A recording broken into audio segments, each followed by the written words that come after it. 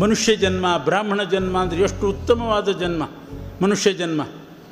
84 ಲಕ್ಷ ಯೋನಿಗಳಲ್ಲಿ ಬಹಳ ಎತ್ತರಕ್ಕೆ ಬಂದವನು ಬಹಳ ಹುಷಾರಾಗಿರಬೇಕು.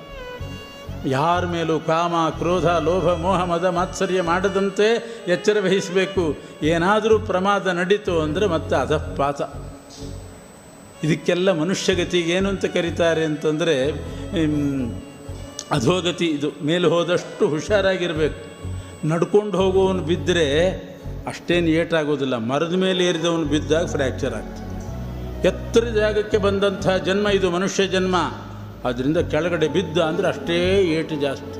ಪ್ರಾಣಿಗಳಿಗೆ ಹಾಗಲ್ಲ, ಅಥವಾ ಮನುಷ್ಯ ನಡೆಯುವಾಗ ಹಾಗಲ್ಲ. ಎತ್ತರಕ್ಕೆ ಬಂದಾಗ ಬೀಳಬಾರ್ದು, ಬೀಳದಂತೆ ಎಚ್ಚರ ವಹಿಸಬೇಕು. ಅದಕ್ಕೆ ಅವರಿಗೆ ನಿರ್ಬಂಧ ಜಾಸ್ತಿ.